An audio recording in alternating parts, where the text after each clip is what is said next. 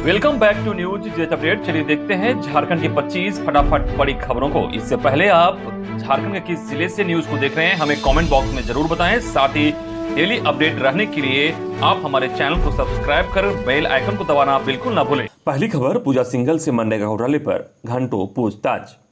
झारखंड सरकार की खनन सचिव पूजा सिंघल पर ईडी का शिकंजा और कस गया है। प्रवर्तन निदेशालय ने मनरेगा घोटाले में उनसे पूछताछ शुरू कर दी है। मंगलवार को इस मामले पर उनसे ईडी ने करीब 9 घंटे तक पूछताछ की।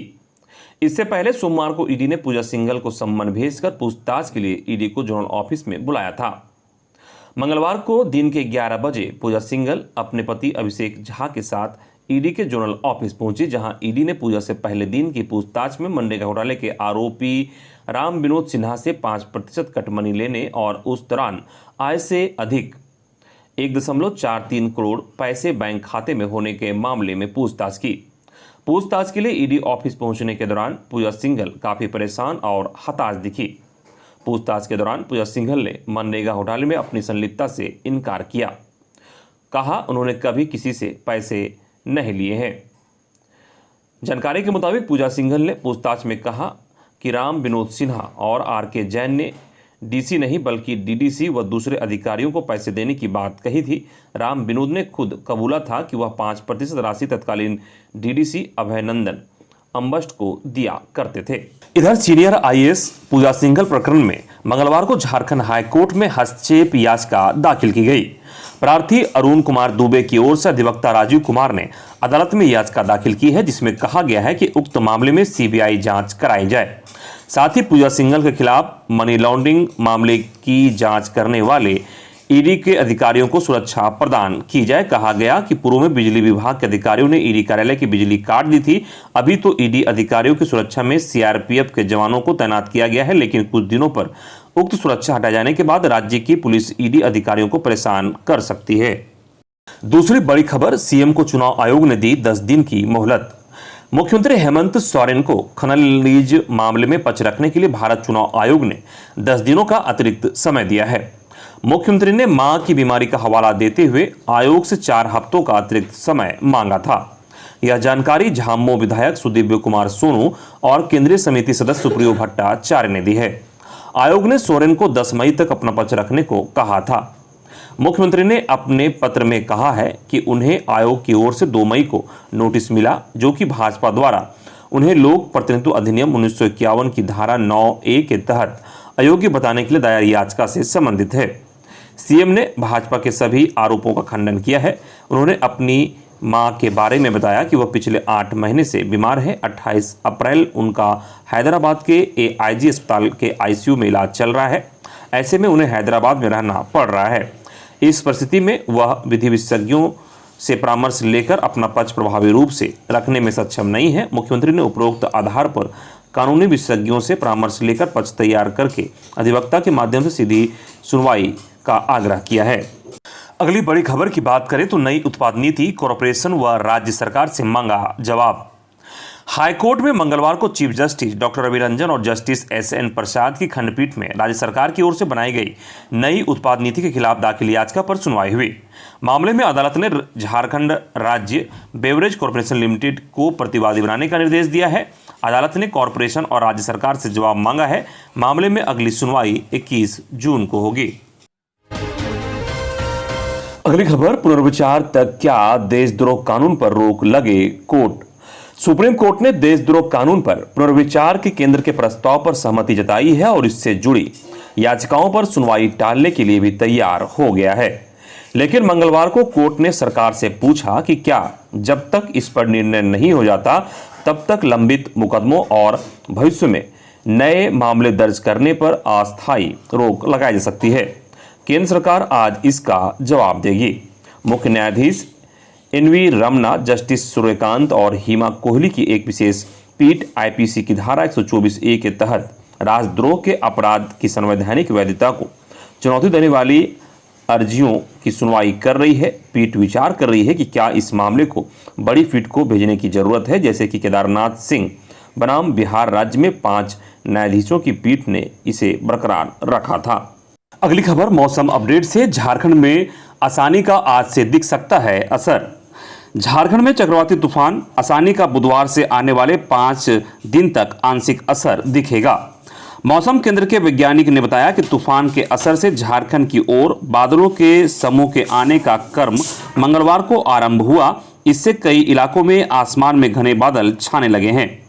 बुधवार से शुक्रवार तक राज्य के कई इलाके में इसी कारण आसमान में बादल छाए रहेंगे। इसका असर पश्चिम बंगाल और उड़ीसा की सीमा से सटे इलाके संथाल परगना के पाकुड़, साहेबगंज, दुमका, गोड्डा, जामताड़ा, देवघर, गिरिडीह और धनबाद के अलावा कोल्हान प्रमंडल के पूर्वी पश्चिमी सिंहभूम, सरायकेला खरसावां, सिमडेगा के अलावा मध्य भाग के रांची, रामगढ़, बोकारो, खूंटी समेत आसपास के इलाके में दिखेगा। इसके असर से मेघ गर्जन, वज्रपात के साथ बारिश हो सकती है। मौसम विभाग की ओर से बताया गया कि बंगाल की खाड़ी से नमी भी आ रही है। अगली खबर, झारखंड नगरपालिका सेवा में 921 पदों पर निकली भर्ती, 30 मई से करें आवेदन। झारखंड कर्मचारी चयन आयोग ने मंगलवार को झारखंड नगरपालिका सेवा संवर्ग संयुक्त प्रतियोगिता परीक्षा 2022 का विज्ञापन जारी कर दिया है। झारखंड में 921 अधिकारियों की नियुक्ति होगी। इसके लिए 30 मई से ऑनलाइन आवेदन लिए जाएंगे। अभ्यर्थी 29 जून की मध्य रात्रि तक आवेदन कर सकेंगे। 2 जुलाई की मध्य रात्रि तक परीक्षा शुल्क जमा होगा, जबकि फोटो व हस्ताक्षर अपलोड कर आवेदन पत्र का प्रिंट आउट लेने के लिए 5 जुलाई तक लिंक उपलब्ध रहेगा। 6 से 10 जुलाई तक अभ्यर्थी ऑनलाइन आवेदन में अपना नाम, जन्मतिथि, ईमेल आईडी और मोबाइल नंबर को छोड़कर किसी भी अशुद्ध जानकारी को संशोधित कर सकेंगे।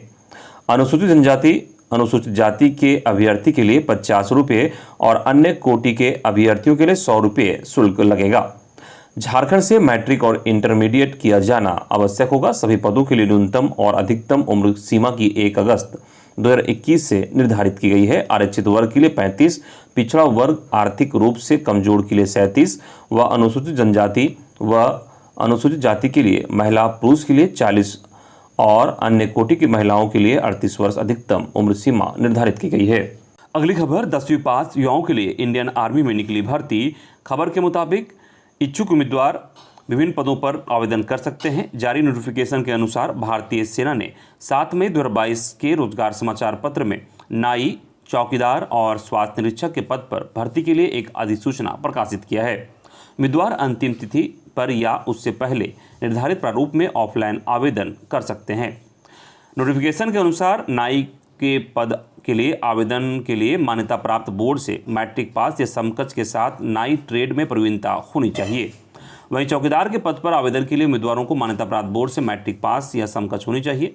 हेल्थ इंस्पेक्टर के पद पर आवेदन के लिए उम्मीदवार को किसी मान्यता प्राप्त संस्थान से मैट्रिकुलेशन या समकक्ष योग्यता या सैनिटरी इंस्पेक्टर कोर्स सर्टिफिकेट अनिवार्य रूप से मांग की गई है।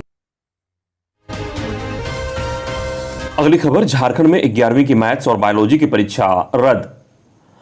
झारखंड बोर्ड की 11वीं की गणित और जीव विज्ञान की हुई पहले टर्म की परीक्षा को रद्द कर दिया गया है। अब अगले महीने सेकेंड टर्म के साथ इन दोनों विषयों के पहले टर्म की परीक्षा होगी। इसके लिए झारखंड एकेडमिक काउंसिल ने अधिसूचना जारी कर दी है। जैक के अध्यक्ष डॉक्टर अनिल कुमार महतो के निर्देश के बाद सचिव महीप कुमार सिंह ने इसका विज्ञापन जारी कर दिया है।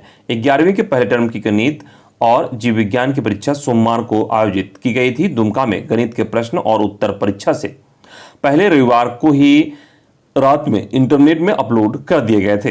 परीक्षा में प्रश्न पत्र आउट होने की सूचना के बाद जैक ने जिला के माध्यम से इसकी जांच कराई तो आरोप सही पाए गए। जैक ने छात्र हित को देखते हुए सोमवार को हुए गणित के साथ साथ जीव विज्ञान की परीक्षा को भी रद्द कर दिया है। अब गणित व जीव विज्ञान की पहले टर्म की परीक्षा अगले महीने होने वाले सेकेंड टर्म के साथ आयोजित की जाएगी। वहीं राज्य भर में 5,44,000 छात्र छात्राओं ने मंगलवार को 8वीं बोर्ड की परीक्षा दी। इसके लिए राज्य भर में 3,137 परीक्षा केंद्र बनाए गए थे। झारखंड एकेडमिक काउंसिल ने परीक्षा का आयोजन किया। OMR सीट पर पहले टर्म की परीक्षा का आयोजन किया गया। अब अगले महीने लिखित रूप से सेकेंड टर्म की परीक्षा का आयोजन किया जाएगा। 8वीं बोर्ड की परीक्षा के बाद परीक्षा केंद्र में छात्र छात्राओं के लिए मध्याह्न भोजन की भी व्यवस्था की गई थी। अगली खबर, फर्जी NOC पर स्कूल ने ले ली CBSE से मान्यता। खबर धनबाद की है, जहां पे बर्ड्स गार्डन दलूडी राजगंज की CBSE नई दिल्ली से मान्यता लेने के लिए झारखंड माध्यमिक शिक्षा निदेशालय से जारी NOC अनापत्ति प्रमाण पत्र फर्जी है। माध्यमिक शिक्षा निदेशालय ने धनबाद डीसी को पत्र लिखकर इसका खुलासा किया है। निदेशक ने डीसी से जांच कर रिपोर्ट मांगी है। डीसी ने इस संबंध में त्वरित जांच कर रिपोर्ट डीओ परबला खेस से मांगी है। वहीं रांची कॉलेज के पूर्व प्राचार्य और अर्थशास्त्र के सेवानिवृत्त प्राध्यापक डॉक्टर विशंभर नाथ पांडे का मंगलवार को निधन हो गया। उन्होंने सुबह 8 बजे एक निजी अस्पताल में अंतिम सांस ली। हिंदी, अंग्रेजी और संस्कृत के विद्वान doctor Pandey BS college Lohardaga के संस्थापक प्राचार्य भी थे। रांची विश्वविद्यालय और विनोबा भावे विश्वविद्यालय के कुलगीत की रचना भी उन्होंने ही की थी। उनके बड़े पुत्र डॉक्टर वीवीएन पांडे ने बताया कि उनका अंतिम संस्कार वाराणसी में किया जाएगा। अगली खबर, बीएड एंट्रेंस परीक्षा स्थगित, झारखंड हाईकोर्ट में बोर्ड के अधिवक्ता ने दी जानकारी। झारखंड हाईकोर्ट के chief justice doctor Ravi Ranjan व जस्टिस एसएन प्रसाद की अदालत में बीएड कॉलेज में छात्रों के नामांकन को लेकर बनाई गई नियमावली के खिलाफ दाखिल याचिका पर सुनवाई हुई। सुनवाई के दौरान अदालत ने रांची विश्वविद्यालय और राज्य सरकार से जवाब मांगा है। अदालत ने पूछा है कि उक्त नियमावली बनाने में कानून का पालन किया गया है, इससे संबंधित दस्तावेज कोर्ट में पेश करें। Jharkhand combined entrance competitive examination board की ओर से अदालत में अंडरटेकिंग दी गई है कि फिलहाल बोर्ड अभी उक्त परीक्षा नहीं लेगा। इसके बाद अदालत ने इस मामले की सुनवाई 6 जून को निर्धारित की है। इस संबंध में अल्पसंख्यक शिक्षक ट्रेनिंग कॉलेज संघ की ओर से हाईकोर्ट में याचिका दाखिल की गई है। अगली खबर, झारखंड हाईकोर्ट ने कहा, अनुकंपा पर नियुक्त कर्मचारियों को सीमित परीक्षा से वंचित करना असंवैधानिक। झारखंड हाईकोर्ट के चीफ जस्टिस डॉक्टर रंजन और जस्टिस एसएन प्रसाद की अदालत में सीमित परीक्षा के लिए बनी नियमावली के खिलाफ दाखिल याचिका पर सुनवाई हुई। इसमें प्रार्थी की ओर से बहस जारी रही। इसके बाद अदालत ने मामले में अगली सुनवाई 12 जून को निर्धारित की है। प्रार्थी की ओर से अधिवक्ता रूपेश सिंह और विकास कुमार ने अदालत को बताया कि राज्य सरकार की ओर से बनाई गई नियमावली असंवैधानिक है। 4200 ग्रेड पे पाने वाले अनुसचिवीय कर्मचारी और अनुकंपा के आधार पर नियुक्त कर्मचारियों को सीमित परीक्षा से वंचित करना संविधान के अनुच्छेद 14 और 16 का उल्लंघन है। एक ही संवर्ग के कर्मचारियों का फिर से वर्गीकरण करना निर्धारित वैधानिक मानकों का उल्लंघन है। अगली खबर, झारखंड में पंचायत चुनाव, पहले चरण में 14 मई को 52,22,000 वोटर चुनेंगे गांव की सरकार। झारखंड में त्रिस्तरीय पंचायत चुनाव प्रथम चरण के लिए 14 मई को वोट डाले जाने हैं। पहले चरण में 1127 ग्राम पंचायतों के लिए वोट डाले जाएंगे। प्रथम चरण में 21 जिला के 72 प्रखंडों में 52,22,815 मतदाता अपने मताधिकार का प्रयोग कर गांव की सरकार चुनेंगे। पहले चरण में मतदान के लिए 14,089 मतदान केंद्र बनाए गए हैं। कुल वोटरों की महिलाओं की संख्या 25,46,688 है। वहीं थर्ड जेंडर की संख्या 18 और पुरुष मतदाताओं की संख्या 26,76,109 है। इधर डीसी ने जारी किया नोटिस, वाहन नहीं दिया तो 1 साल की होगी जेल। खबर के मुताबिक त्रिस्तरीय पंचायत चुनाव के पहले चरण का मतदान 14 मई को होना है। इसके एक दिन पहले ही तमाड़, बुंडू, सोनाहातू और राहे में कुल 57 पंचायत में मतदान कराने के लिए रांची के मोरहाबादी मैदान से पोलिंग टीम को रवाना किया जाएगा। पहले चरण में कुल 648 बूथ हैं। ऐसे में 648 पोलिंग टीम को रवाना किया जाएगा। इसके अलावा मजिस्ट्रेट को भी रवाना किया जाना है। इसको लेकर करीब 130 बसें और 100 छोटे 4 पहिया वाहन की जरूरत होगी। इस बार जिला प्रशासन का प्रयास है कि स्कूली बसों को चुनावी ड्यूटी के लिए इस्तेमाल नहीं किया जाए। ऐसे में रांची जिला परिवहन कार्यालय में रजिस्टर्ड सभी वाहन मालिकों से कहा गया है कि वे अपने वाहन, ड्राइवर आदि का डिटेल रांची प्रशासन के द्वारा बनाए गए वाहन कोषांग को दें। अगली खबर, झारखंड में महिला, वरिष्ठ नागरिक और दिव्यांग को होल्डिंग टैक्स में मिलेगी छूट। झारखंड के सभी नगर निकायों के लिए जाने वाले होल्डिंग टैक्स में 1 अप्रैल से बदलाव किया गया है। अब संपत्तियों पर होल्डिंग टैक्स सर्कल रेट के आधार पर लिया जाएगा। इससे होल्डिंग टैक्स में काफी बढ़ोतरी हो जाएगी। लेकिन राहत की बात यह है कि महिला, वरिष्ठ नागरिक, दिव्यांग आदि को टैक्स में छूट दी जाएगी। झारखंड नगरपालिका संपत्ति कर नियमावली 2022 के अनुसार सभी नगर निकाय क्षेत्रों में 1 अप्रैल से संपत्ति कर की वसूली होगी। जानकारी के मुताबिक नई व्यवस्था में महिला, वरिष्ठ नागरिक, दिव्यांग और ट्रांसजेंडर व सेना में कार्यरत व रिटायर्ड कर्मियों के स्वामित्व वाली संपत्तियों में टैक्स में 5% की छूट दी जाएगी। अगली खबर, झारखंड कैबिनेट की बैठक आज, अधिकारियों के लिए सरकार लेने जा रही बड़ा फैसला। राज्य में प्रशासनिक सेवा के पदाधिकारियों व अन्य अधिकारियों के लिए अच्छी खबर है कि अब उन्हें पदस्थापना के इंतजार में रहने की स्थिति में भी वेतन मिलता रहेगा। वर्तमान में जो व्यवस्था थी उनके अनुसार पदस्थापना के इंतजार में रहने वाले अधिकारियों अथवा कर्मियों को तब तक वेतन नहीं मिलता था जब तक वे नए स्थान पर अपना योगदान नहीं देते थे। वहीं पंचायत चुनाव में पिछड़ा वर्ग के लिए आरक्षित विभिन्न पदों पर पहले ही आरक्षण खत्म कर दिए जाने के बाद अब जिला परिषद अध्यक्ष के लिए भी पूर्व में आरक्षित अध्यक्ष के पद को भी समाप्त कर दिया गया है। जिला में जिला परिषद सदस्य के लिए अलग से निर्वाचन होता था और यही सदस्य बाद में अध्यक्ष चुने जाते थे। कई जिलों में अध्यक्ष पद पिछड़ा वर्ग के लिए आरक्षित होने के प्रावधान पूर्व में रहा है, लेकिन इस बार पंचायत चुनाव में पिछड़ा वर्ग को आरक्षण नहीं दिए जाने का निर्णय लिया जा चुका है और विभिन्न पदों के लिए पहले ही इसकी अधिसूचना जारी की जा चुकी है।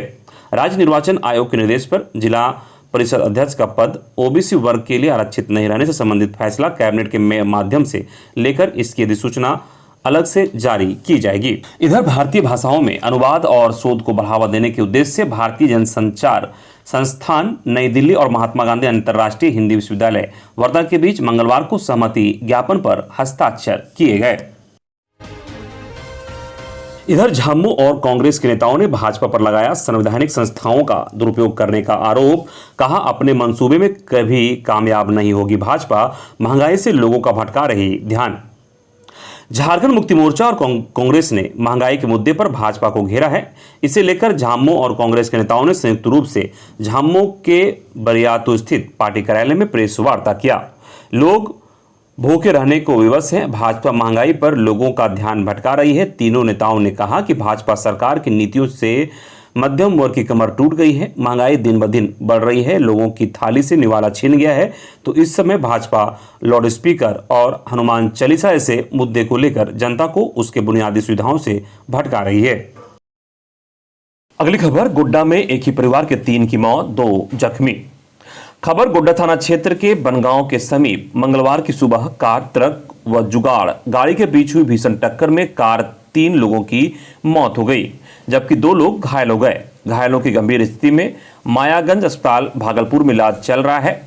सभी मृतक और घायल कार पर सवार थे। मृतकों की पहचान गोड्डा के मालिकसिया गांव की निवासी सिंधु देवी, अनुज कुमार मंडल एवं मंजू देवी के रूप में हुई। सभी मृतक व घायल एक ही परिवार के सदस्य हैं। अगली खबर, पंचायत चुनाव, डीआईजी अनीश गुप्ता ने की बैठक, शांतिपूर्ण मतदान कराने का दिया निर्देश, नक्सल इलाके में मिलेगी 4 लेयर सुरक्षा। रांची के डीआईजी अनीश गुप्ता ने मंगलवार को एसएसपी सभागार में पंचायत चुनाव को लेकर समन्वय समिति की बैठक की। बैठक में डीआईजी ने पंचायत चुनाव को निष्पक्ष, भयमुक्त वातावरण में शांतिपूर्ण ढंग से मतदान की प्रक्रिया को पूर्ण कराने का निर्देश अधिकारियों को दिया। अगली खबर, गैंगस्टर फहीम के आने के पहले प्रिंस खान ने दी धमकी, लाला के हत्यारे को छोड़ेंगे नहीं। धनबाद, गैंगस्टर फहीम खान के धनबाद आने की खबर फैलते ही प्रिंस खान ने धमकी देना भी शुरू कर दिया है। फहीम खान मंगलवार 10 मई को अपनी बेटी के निकाह में शामिल होने पेरोल पर धनबाद आ रहे हैं। इससे पहले प्रिंस खान ने एक बार वीडियो फिर वायरल करते हुए धमकी देकर कहा कि लाला हत्याकांड में शामिल लोगों को नहीं छोड़ेंगे। इधर दुमका कचहरी परिसर में मंगलवार को गवाही देने से रोकने के लिए 2 पक्षों में जमकर मारपीट बहनोई और साले के बीच हुई। अधिवक्ता और मोहरिलों के हस्तक्षेप के बाद मामला शांत हुआ। इधर धनबाद के रणधीर वर्मा चौक पर पिछले 4 दिनों से माता पिता संग अनशन पर बैठी युवती ने पहले खंबे पर सिर मारा और बाद में हाथ की नस काट ली, जिससे खून बहने लगा। पुलिस तत्काल एम्बुलेंस से उसे हॉस्पिटल लेकर चली गई। मजिस्ट्रेट की उपस्थिति में पुलिस बल अनशनकारियों को वहां से अस्पताल ले जाने का प्रयास कर रही थी, तब यह घटना घटी। अगली खबर लोहरदगा जिला का है, जहां भाजपा के बूथ अध्यक्ष की हत्या के मामले में पुलिस ने पूरी साजिश का पट्टाछेप कर लिया है। इस मामले में पुलिस ने शूटर सहित सभी 6 अपराधियों को गिरफ्तार कर लिया है। इनके पास से एक पिस्टल और जिंदा कारतूस भी बरामद किया गया है। मामले में त्वरित रूप से अनुसंधान करते हुए पुलिस ने घटना में शामिल सभी अपराधियों को पकड़ा है। पूरे मामले को लेकर एसपी ने इसका खुलासा किया है। अगली खबर, झारखंड के खूंटी जिला में जिला कल्याण विभाग की ओर से संचालित जनजातीय आवासीय विद्यालय में वित्तीय अनियमितता सामने आई है, जिसमें इन स्कूलों में बच्चों को दी जाने वाली भोजन की राशि का अधिकारी और ठेकेदार ने आपसी मिलीभगत से गबन कर लिया। 1 करोड़ 13 लाख की बिरयानी, किचे, चिकन, मटन और हॉर्लिक्स अधिकारी ठेकेदार खा गए। यह मामला सामने आने के बाद जिला प्रशासन में हड़कंप मच गया है। यह पूरा मामला 2020-22 का है, जब कोरोना को लेकर लॉकडाउन था और स्कूल बंद थे। इधर हजारीबाग जिला में वर्दी शर्मसार, इस बात की एक नाबालिग ने पुलिसकर्मी पर दुष्कर्म का आरोप लगाया है। पीड़िता थाना पहुंचकर इंसाफ की गुहार लगाई है। खबर के मुताबिक रामगढ़ में पदस्थापित सिपाही अरविंद मेहता पर दुष्कर्म का आरोप लगाया गया है। हजारीबाग के मुफस्सिल थाना क्षेत्र अंतर्गत एक गांव की रहने वाली एक नाबालिग ने रामगढ़ में पदस्थापित सिपाही अरविंद मेहता पर दुष्कर्म का आरोप लगाया है। अगली खबर, अब भागदौड़ करने की जरूरत नहीं पड़ेगी। ऐसा इसलिए क्योंकि अब ग्राहक घर बैठे ही राष्ट्रीय पेंशन योजना एनपीएस की खाता खुलवा सकेंगे। डाकघर तेजी से हाईटेक हो रहा है। ग्राहक सेवाएं ऑनलाइन की जा रही है। हाल ही में मेल से जुड़ी सेवाएं, रजिस्ट्री, पार्सल, स्पीड पोस्ट आदि की बुकिंग के लिए क्यूआर कोड स्कैन कर पेमेंट करने की सुविधा शुरू की गई है। इस कड़ी में अब ग्राहक एनपीएस का खाता घर बैठे खोल सकेंगे। एनपीएस के लिए अभी तक डाकघर के चक्कर काटने पड़ते थे, लेकिन अब यह सेवा भी ऑनलाइन हो गई है। अगली खबर, रांची यूनिवर्सिटी के मरवाड़ी कॉलेज में छात्र छात्राओं को आधुनिक तकनीकों से लैस किया जा रहा है। आमतौर पर ऑनलाइन क्लास या फिर एग्जाम को लेकर विद्यार्थियों की लिंक नहीं रहने या फिर क्लास मिसिंग की समस्या रहती है। लगातार मिल रही शिकायतों के समाधान के लिए कॉलेज के प्रिंसिपल डॉक्टर मनोज कुमार ने नई तकनीक क्यूआर कोड का सहारा लिया है। नामांकन लेने या फिर परीक्षा देने के वक्त छात्र छात्राओं के मोबाइल नंबर को ग्रुप में समाहित करने की जिम्मेदारी कॉलेज कर्मी की होती थी। इधर झारखंड में हजारीबाग जिले के बड़कागांव प्रखंड अंतर्गत बादम स्टैंड से हजारीबाग जाने के क्रम में मंगलवार की सुबह एक तेज रफ्तार यात्री बस यह अनियंत्रित होकर पलट गई। इस दुर्घटना में करीब दर्जन भर यात्री घायल हो गए। घायलों में महिलाएं एवं बच्चे भी शामिल हैं, जिसे गंभीर रूप से घायलों को मेडिकल कॉलेज अस्पताल हजारीबाग रेफर किया गया है। इधर बाबूलाल का दावा, पूजा सिंघल प्रकरण से उबरने के लिए मदद तलाशने में लगी राज्य सरकार, मदद को राज्यसभा सीट का ऑफर। इधर खूंटी पुलिस के द्वारा सैको थाना क्षेत्र से 2 अफीम तस्करों को 6,120,000 रुपए में 1 किलो 100 ग्राम अवैध अफीम के साथ गिरफ्तार कर न्यायिक हिरासत में भेजा गया। इधर गिरिडीह में बारातियों से भरा गाड़ी पलटा, आधा दर्जन लोग हुए जख्मी। सूचना देने पर भी सोए रहे गिरिडीह के तीसरी थाना पुलिस, सड़क पर ही तड़पते रहे लोग। स्थानीय लोगों ने घायलों को पहुंचाया इलाज के लिए अस्पताल। तीसरी थाना क्षेत्र का मामला। वहीं गिरिडीह में इंटर स्टेट बैठक संपन्न, बिहार, झारखंड और बंगाल के प्रशासनिक और पुलिस अधिकारी हुए शामिल। संथाल परगना प्रमंडल आयुक्त की अध्यक्षता में परिषद की हुई बैठक, आपसी समन्वय समिति स्थापित कर पंचायत चुनाव और श्रावणी मेला के सफल संचालन पर हुई चर्चा। इधर गिरिडीह के बगोदर थाना क्षेत्र के औरा में टायर फटने से टैंकर आगे जा रहे ट्रक से टकराया। आधे घंटे सीट व स्टीयरिंग के बीच फंसा रहा टैंकर चालक। वहीं व्यवसायियों के विरोध के बीच झारखंड में कृषि कर लागू करने की तैयारी, मंत्री ने कहा बातचीत कर निकालेंगे रास्ता। कृषि मंत्री बादल पत्रलेख ने साफ शब्दों में कहा है, कृषि बाजार समिति के खस्ताहाल को देखते हुए देश के अन्य राज्यों की तरह झारखंड में भी मॉडल एक्ट लागू किया जाएगा। 16 मई से चैम्बर ऑफ कॉमर्स द्वारा खाद्यान्नों की सप्लाई चेन बाधित करने की घोषणा पर कृषि मंत्री ने कहा कि उनसे बातचीत कर रास्ता निकाला जाएगा। अगली खबर, जीनोम सीक्वेंसिंग बता देगी शादी से नई पीढ़ी में बीमारी तो नहीं जाएगी। रिम्स में आखिरकार जीनोम सीक्वेंसिंग मशीन आ गई है, लेकिन 1.5 महीने से अधिक समय होने के बाद भी इसे इंस्टॉल नहीं कराया जा सका, जिससे यह मशीन का उपयोग नहीं शुरू हो सका। मशीन अभी भी जेनेटिक डिजीज रिसर्च विभाग के एक कमरे में बंद पड़ी है। इस संबंध में रिम्स प्रबंधन का कहना है कि जीनोम सीक्वेंसिंग मशीन को शुरू करने के लिए जिन एसेसरीज और रासायनिक तत्वों की जरूरत होती है, उसकी व्यवस्था अभी नहीं हो पाई है। इस मशीन के संचालन से खास फायदा यह होगा कि लोग शादी पर युवक युवती की बीमारी नई पीढ़ी में तो नहीं आएगी, इसका भी पता चल सकेगा। इधर धनबाद के निरसा में चाल धंसने से 3 की मौत, अवैध उत्खनन के दौरान हुआ हादसा। इधर बोकारो में 2 युवकों की हत्या कर सुरंग में फेंका, क्षेत्र में सनसनी। बोकारो जिला के अति उग्रवाद प्रभावित क्षेत्र महुआ टांड़ थाना क्षेत्र का यह घटना है, जहां 2 आदिवासी युवकों की निर्मम हत्या किए जाने का मामला प्रकाश में आया है। घटना के बाद इसे सुरंग में फेंका गया है। गोमिया के पूर्व विधायक योगेंद्र प्रसाद ने पुलिस को सूचना दी और उस शव को बाहर निकलवाया।